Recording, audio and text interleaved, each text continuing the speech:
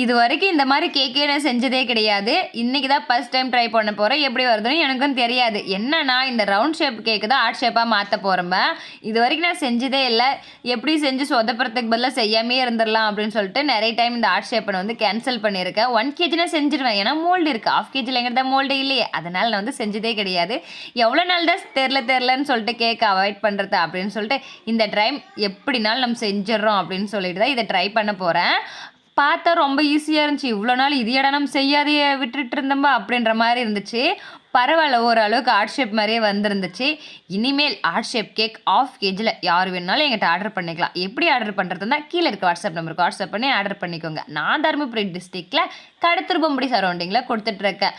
ஃபைனலாக நான் செஞ்ச ஹார்ட் ஷேப் கேக் எப்படி இருந்துச்சுன்னா இதோ உங்களுக்காக இப்படி தான் இருந்துச்சு. எப்படி இருக்குன்னு சொல்லிட்டு கமெண்ட் பண்ணுங்கள். இதோடைய ஃபுல் கேக் வீடியோ அடுத்த பார்ட்டில் வரும். நெக்ஸ்ட் வீடியோவில் பார்க்கலாம்.